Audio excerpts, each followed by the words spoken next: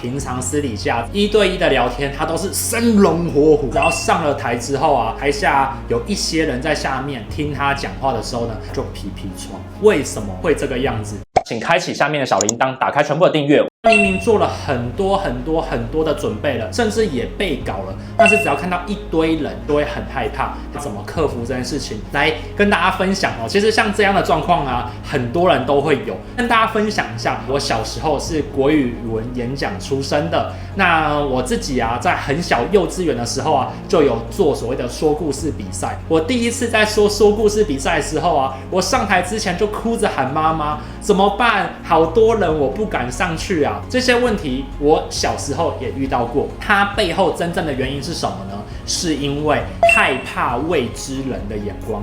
当你1对1在聊天的时候啊，其实你会知道这个人的表情，知道这个人的想法，知道这个人他背后听着你在讲些什么话的时候，他会有什么反应。但是当你面对一群人的时候呢，首先你不晓得要对谁讲话了，第二你也不太清楚他懂什么东西，第三你也不太清楚他的表情，因为离太远了，所以呢你就会很害怕，你只剩下了对方空洞的眼神在看着你。此时呢，你就会觉得你好像被质疑了。你认为台下有很多的高手，台下有很多很厉害、比你厉害的人看着你，所以呢，你就会有所害怕。有没有发现到这件事情？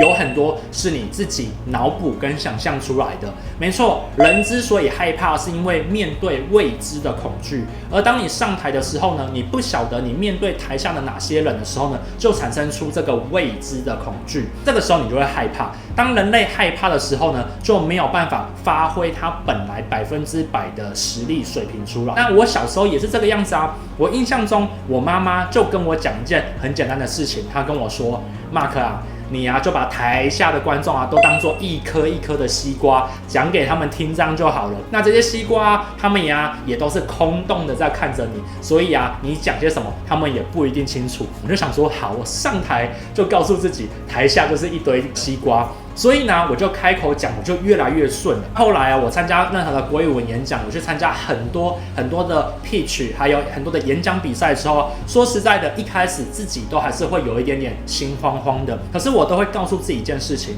首先，你在台上，你大气的讲话，你看着大家，这些人呢，你不要想着他们是非常在质疑你的，你要想的是他们这些空洞的眼神，其实是很期待你的。当你这样想的时候呢，你就会越讲越起劲。所以后来我就爱上了国语文演讲，到现在呢，我常常在演讲的过程当中呢，我就在台上生龙活虎的表演。所以呢，今天如果你也遇到类似的状况之下的话呢，我送给你3招，让你啊可以不害怕这件事情。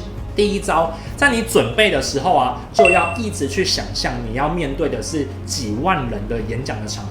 那如果你会想说你没有办法去想象下面有多少人的话呢，教你一个简单的方法。我个人唱歌非常的难听，但是呢，我在小时候为了要在唱歌比赛当中想要获得奖状，我就跑到操场的司令台上面呢，大声的唱歌，就一堆人看着我。当一开始看的时候呢，我会觉得很害羞，但是我心里想着我要克服它，所以后来呢，我就还是继续的唱上去。但是我唱歌还是很难听，所以呢，我还是没有得奖成功。但是呢，那一幅画面就让我记下来了。以后呢，我只要在要上台的表现之前呢，我都会呢假想下面有几万人的观众。那当我在练习的过程当中，我的脑袋里面有几万人想象中在帮我听的时候呢，我真正上台就比较不会这么的紧张，因为我在脑袋里面的这个战斗当中呢，我是面对几万人的。但是啊，我实际演讲、实际在做简报的时候，我可能只面对个5到10人，甚至100人、500人这样子而已，所以啊，就变得比较轻松。所以啊，第一招就是在你想象练习当中的时候啊，把人给放进去。第二招呢，也是我很常用在我们办公室的小伙伴人身上的。我们公司呢，我常常会需要我的小伙伴呢出去可以去做大型的讲销跟提案，那我都会跟刚来的小伙伴讲一件事情。当你上台的时候啊，我会站在最后面，你就看着我讲就好，我会笑着看着你讲。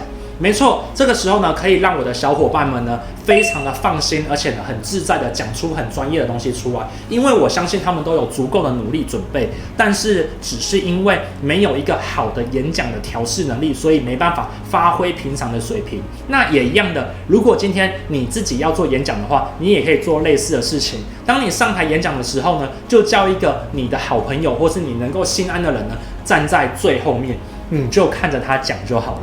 这个时候啊，你会觉得很心安，然后啊，比较好的去陈述出你的表现出来。那你会说，如果你很边缘，没有朋友，或是你那一个场合你刚好没有朋友可以跟你一起去，该怎么办呢？那我可以跟你分享的一招呢，就是当你在上台讲话的时候，总是有一些人他会比较用友善的眼神看着你的，你就刚上台的一开始呢，就先去扫描到愿意用和蔼的眼神、微笑的眼神看着你，你觉得他是舒服的，你就对着他讲就好了。这样子也可以帮助你在台上呢，非常的灵活去应变了。那你会说，只看着一个人讲，这样子会不会不够大气？来，教你一个小小的招数，你看着他。然后啊，讲一讲之后呢，再看着远方的右后方，然后呢，再看着左方的右后方，然后再回来看他，这样子就好了。当你在台上讲的时候呢，人家就觉得哇，你是在环绕全场。这是以前我演讲比赛的一个小小的技巧。到现在我做大型演讲的时候，我也常常会用这样的技巧，因为啊，它会让你不知不觉的展现出大气出来。那教你第三招啊，也是一招很妙的一招。